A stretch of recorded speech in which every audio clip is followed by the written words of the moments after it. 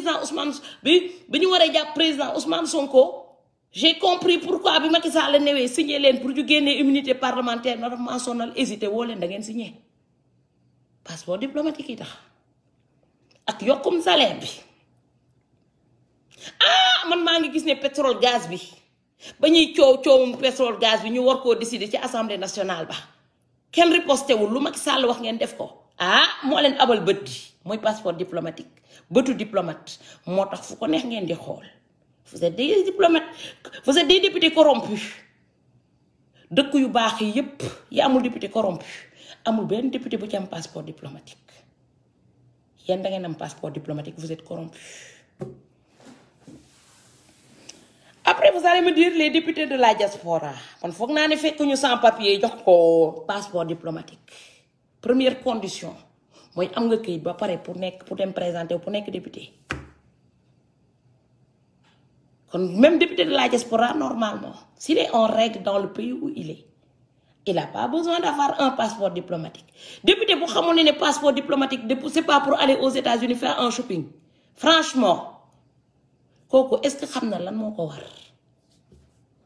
man yéen député yi laay wax est-ce que xam ngeen lu leen war yéen moo tax yéen ñëpp kenn mënul jóg xeexal ak askan bi yéen bu Macky Sall jëloon suñu passeport diplomatique dem jaay ko terroriste yéen mënoo leen génn ci biti di ko xeex ndax yéen ñi ko war a xeex dañ leen jox passeport diplomatique te amoo leen droit am ko parce que vous prenez le peuple comme des cons yéen pour yéen population bi daal ay dof lañu daal bu ñu leen falee yéen c'est pour que vous ayez un salaire et que vous fassiez ce que vous voulez quoi. Après à un an des élections ngeen ñëwaat encore lambar suñu kanam pour ñu falaat leen koo leen yàpp ñu jógee ci ñooñu opposition bi fi nekkoon PS sax PDS on aimerait bien savoir est-ce que ña ca amoon passeport diplomatique du temps de PS sax PDS hormis Laye Wade ak Abdou Diouf ndax ñooñu dañ ko war a am à durée indéterminée ndax ñun laajte nañu ñeneen ñi est-ce que c'est toujours des diplomates ou bien c'est des citoyens lambda Macky Sall on aimerait bien savoir te xam ñeneen ñi dañoo renouveler seen diplomatie passeport diplomatique te nekkatuñu diplomate on aimerait bien savoir parce que ba léegi ñooñu gisuñu leen ñu bi seen bët gémmiñ te man bu nit ki ubbiwul gémmiñam rek man j'ai des doutes au fait dans sa fonction. Après ñun gis nañ fa ay coox na boogum ñun gis nañ fi ay ñun on a vu tellement on a combien d'opposants nee nañu Sénégal am na 300 partis politiques te ñu am problème bu day ni ki si nee nañu 60 000 passeports diplomatiques ñooy sillonné dans le monde yoo xam te ne tey terroriste mun nañ ko jaay passeport diplomatique yi jaaykatu drogue mun nañ ko jaay tout le monde peut se retrouver avec nos passeports diplomatiques. On a 300 partis politiques et ils sont même pas capables de s'unir pour faire les passeports diplomatiques. Il y a un problème. Il y a vraiment un problème. Légui tay damay jàkkaarloo ak waa Pastef yi nga xam te ne tey ñoom ñoo doon def réunion ak député yi député français bi lan moo tax sama question bi ma posé sànq ne député bi est-ce que moom am na passeport diplomatique en tant que député français pourquoi vous ne lui avez pas posé la question? C'est une question que je vous pose. Ma dellu laajaat ko ndax moom en tant que député est-ce qu'il a un passeport diplomatique? Pourquoi vous avez zappé ma question? Pourquoi c'est une question qui dérange? Pourquoi ça vous dérange autant que ça? Alors que le président Ousmane Sonko n'est pas majoritaire à l'Assemblée nationale. C'est la majorité qui décide. Moi, Assemblée, bi bu Macky Sall doon maye passeport diplomatique, président Ousmane Sonko ne bëgguma ko. Waa APR newee waaw ñoom ñoo fa ëpp. Boole ci waa PDS ak waa PS ñoom ñoo ëpp Assemblée nationale. Comme sa voix ne justifie pas ce qui a été voté. Pourquoi vous trouvez ça un tabou? Pourquoi c'est un tabou de parler des passeports diplomatiques? Moi, je vais en parler. Te dinañ dem jusqu'au bout. Parce que nit ki boo ko bëggee da nga koy mën a défendre fa nga ko war a défendre da ngeen waroon sulli ndayu passeport diplomatique bi teg ko ci kaw table bi parce que économie Sénégal kenn mënu ko développer ci corruption c'est pas possible boo leen jëloon économiste yu gënoon rëy sur terre Moi, j'ai connu des boîtes qui ont ramené. Ils ont pris des grands économistes pour développer boîte, des boîtes de faillite. Parce que, bon, il est économiste, alors que structure, il y a une organisation de base. Alors que tu as que des voleurs autour de toi, tu n'as que des corrompus autour de toi.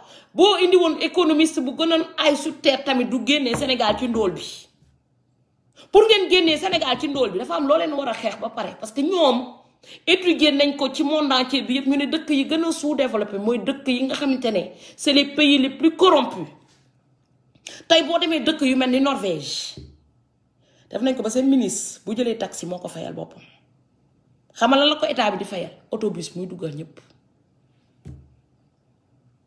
seen ministre buy dem hôtel 3 étoiles bu bëggee dem 5 étoiles mooy fayal boppam complément bi yéen ngeen nekk 25e pays le plus pauvre au monde.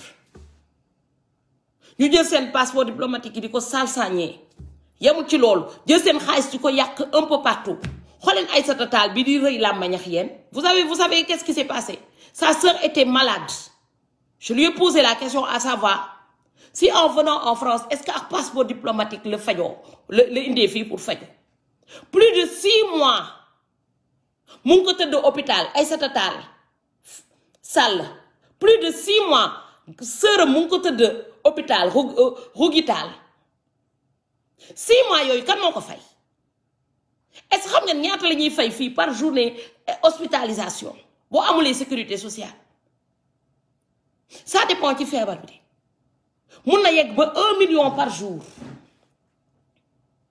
bu fekkee ne maladie bu grave léegi 1 million par jour yooyu noonu nga compter ko pendant 6 mois. Nous fayal ko mu teud ci hôpital bi ngeen fogg né Aïssata Tall moko fayal bopam. Vous pensez que c'est avec son argent? Non, l'argent du contribuable. Parce que vous faites que dafa ñëw teud ci hôpital bi avec un passeport diplomatique alors qu'elle n'est pas diplomate. Té ñom bu ñuy dem ci hôpital duñ dem ci hôpital ba doole bi gëna baax lay jël parce que ñom tout pour leur gueule, rien pour les autres. Motax mu né len j'ai jamais vu quelqu'un qui a un passeport diplomatique. Aïssata Tall sa frère bi tudd Amadou Tall tamit voyager un peu partout di la toppatoo lépp li nekk sa cabinet bi on aimerait bien savoir ndax am passeport diplomatique là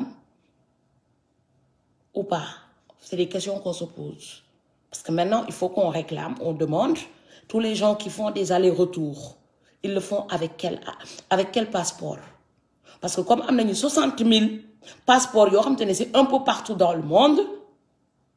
Il faut qu'on aille regarder parce que c'est notre sécurité qui est en jeu. Avant même de affecter la sécurité monde entier.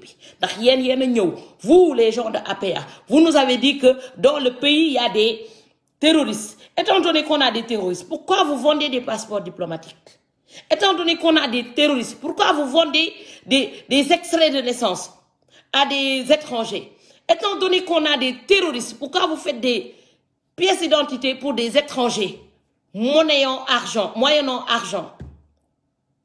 Yen a wax de yen ne dëkk bi dafa am terroriste jusqu'à présent yen ay wax yen def njuuma yen ay wax yen def njuuma je vous man dans ce cas-là soit vous êtes bête parce que yen a dem vous êtes parti devant tout le monde entier soi-disant vous luttez contre le terrorisme et comment vous pouvez faire valoir ce combat du point de vue international alors que dans le pays, vous vendez des passeports diplomatiques, chose que je trouve inadmissible. Vous prétendez que vous luttez contre le terrorisme parce que vous l'avez dit en français, vous l'avez dit en anglais. Comment ça se fait que on retrouve des extraits de naissance sénégalais, des gens qui ne sont pas nés au Sénégal, des gens qui ne sont pas du tout des Sénégalais, c'est-à-dire des Ghanéens, des Nigériens, des grands délinquants. Vous leur vendez nos extraits de naissance, il y a un problème. Il y a un sérieux problème. Et le problème qu'on a, si vous ne voulez pas percer l'abcès, c'est ni l'Europe, c'est ni les États-Unis, c'est ni les Chinois. Le problème qu'on a, c'est ces politiciens qui nous gouvernent. Et il n'y a aucun homme qui ose les affronter. Le problème qu'on a, c'est ces politiciens qui nous ont volé, qui ont volé nos ressources, qui se sont auto-octroyés des permis miniers pour exploiter nos ressources. Est-ce que c'est la France qui a vendu le pétrole et le gaz à Franck Timis? Non. C'est Aliou Sall qui l'a vendu. Et quand on vous dit que Wade a des actions dans le phosphate, quand on dit Wade, on ne te parle pas de la France, on te parle de Wade, l'ancien président sénégalais. Et il n'y a personne qui lui pose la question. Comment ça se fait que Wade a des actions dans le phosphate?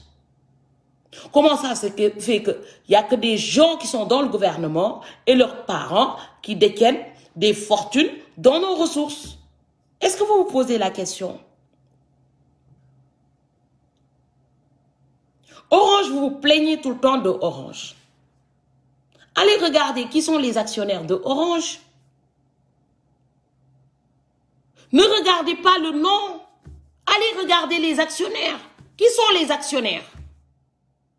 Ces actionnaires ne résident même pas en France. Ils résident dans les pays, dans les paradis fiscaux, à part quelques personnes qui travaillent chez Orange. Comment ça se fait que l'État sénégalais, en vendant son Sonatel, il détient que 37%, il détient que 37% de parts d'action là-dedans. Tout le reste revient au secteur privé. Aujourd'hui, on ne peut pas juger. Pourquoi on ne peut pas juger?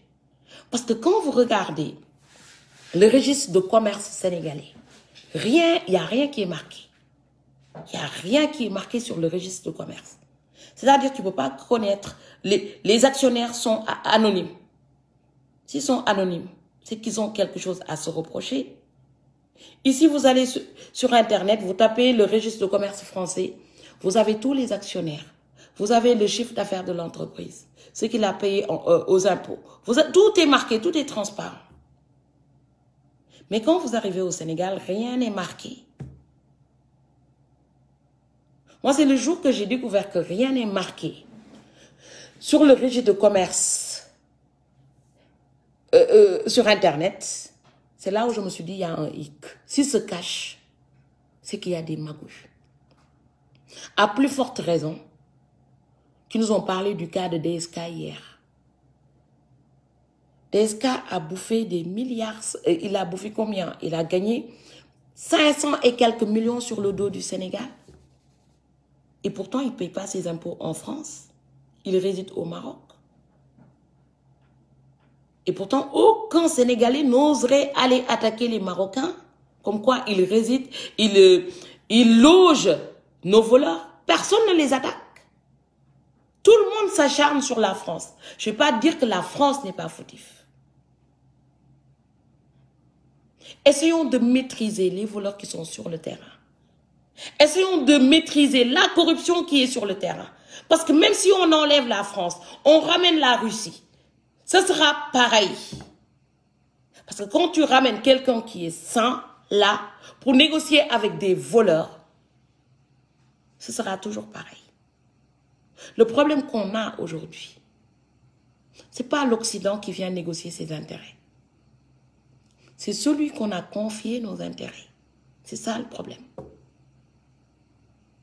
Notre problème aujourd'hui, c'est les politiciens, c'est le président, c'est les ministres, c'est les députés et tout ce qui s'ensuit. Et eux, ils le savent. Parce qu'ils savent que nous, on n'ose pas affronter nos politiciens. Et on rejette le problème sur l'autre parce qu'on veut que l'autre règle notre problème. Non, ce n'est pas à la France de régler notre problème. C'est à nous de régler notre problème.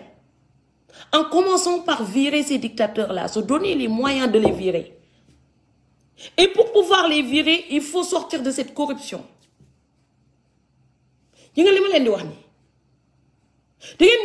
Pendant 1000 ans, la même chose. Ça ne va pas changer tant que vous n'assumez pas d'attaquer vos politiciens qui détiennent votre patrimoine. Là, il y a un patrimoine.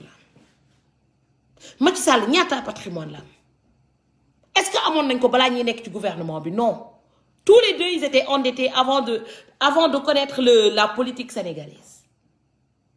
Les gars, arrivés à ce stade-là, pourquoi on ne récupère pas d'abord ce que nos propres voleurs qui sont là, à côté de nous, nous ont volé d'abord? Avant d'aller parler au point de vue international. Ñi nekk suñu catu tànk lii buñ ko baleyewul munoo balewoo sa buntu kër sa kër bu setulee keneen bu duggee fale yokk ci tilim day gën a tilim rek de ñun suñu problème te ñëpp ragal ñoom xam nañ ne ñun on a peur d'affronter nos politiciens voleurs. Hostier de Malenu li nga politiciens yii nii ñoo nekk suñu obstacle. ñoom ñoo dem jox passeport diplomatique ay marabout. Pourtant le Sénégal est un pays laïque pour corrompre marabout bi. ñoom ñëpp tous les marabouts sont corrompus à partir du moment où on leur a donné un passeport diplomatique. Macky Sall les a dans sa poche parce que saa bu xëyee xam na ne ñii am nañ loo xam te ne waruñu ko woon am. Tous les députés sont corrompus en leur donnant des passeports diplomatiques. On va aller plus loin. Les ambassadeurs sont corrompus. Moi, je n'ai pas élection transparente. Parce que la femme de l'ambassadeur touche chaque mois 500 000 à rien faire. Quand on a déjà pour Macky Sall, on a élection. On va aller plus loin. Les consuls et ce consort là, il a mis toute sa famille dedans. Pour que vous sachiez élection, nous avons une carte d'électeur pour nous faire avec Macky Sall.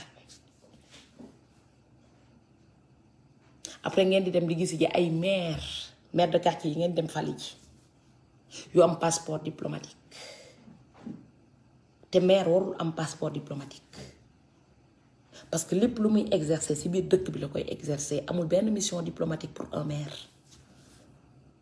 Pour voyager, mun na dem ca consulat, ñu yokk benn passeport spécial pour dem consulat, mun nañ ko defal visa tout de suite mu voyager. Ndax tubaab bi xam nañ ne du maire yi ñoo leen yitteel ndax ñooñu bu ñu voyager dañuy dellu si waat ñooñu ambassade bu ñu dem dañ leen jox visa. Léegi nag mu ñëwaat encore ci fédération sénégalaise. Augustin Senghor, yaa mun duul, t'es un menteur. Et même pire, t'es un imbécile, corrompu. Équipe française, fédération française, dañu am passeport diplomatique. nga xam te ne joueurs yi nekk Sénégal yëpp peu importe lu ñuy def fu ñu dem dañ leen di jox passeport dañ leen jox visa amul fenn fu ñuy dem mi ñuy yéexal visa bi. Surtout pour les compétitions internationales. Mais comme vous êtes corrompus, moi tax ngeen di jël ay passeport diplomatique bo len paré ngeen nan oui c'est pour que affaire bi gaaw da ngay doul da ngay fen parce que mam moko génné dem motax ngeen génn nan wa c'est pour que ça aille plus vite parce que yenn saa dañuy ils m'ont comme il respire.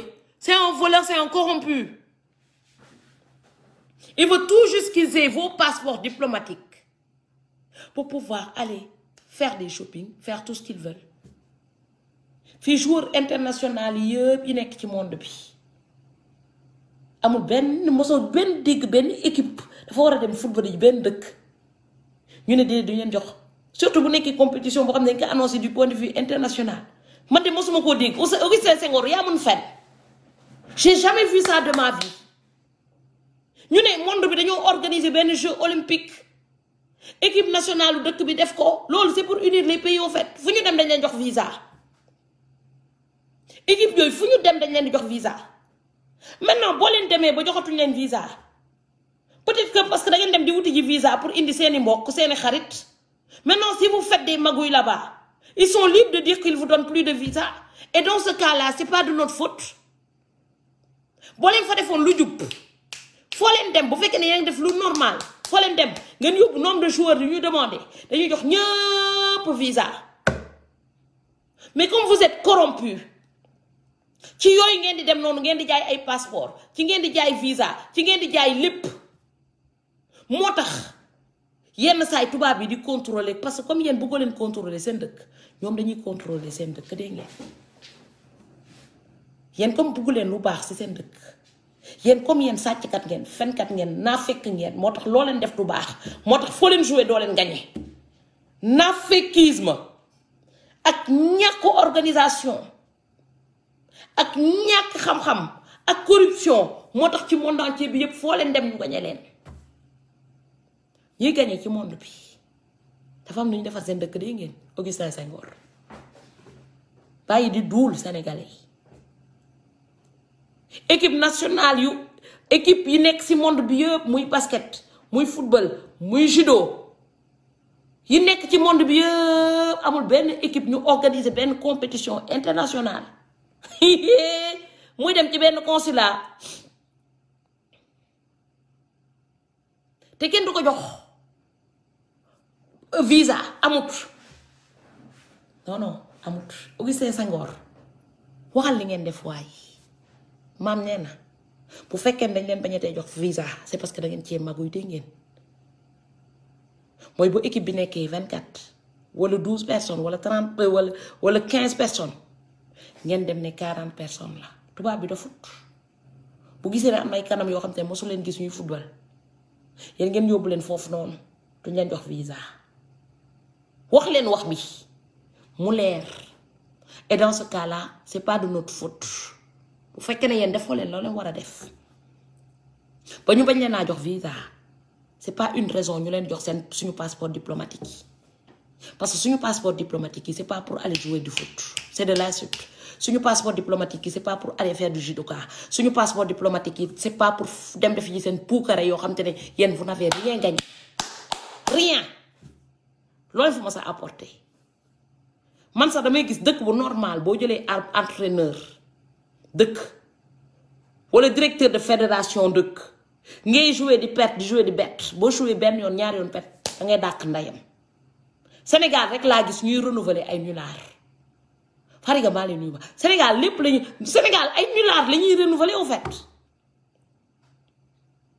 maire yi ñuy def nii boo leen defalee attention maire yu nulard yi dañ leen di renouveler waat parce que nous on a l'art de renouveler les nullards d'entretenir les nullards léegi nullité yi ñuy def yëpp avec un pays où à peine 10% de personnes ont été à l'école. C'est ce qui justifie ce qu'on est en train de vivre aujourd'hui. Voilà, nga xam ne ni ñun suñu dëkk dëkku nullard la tey dafa am life bu am important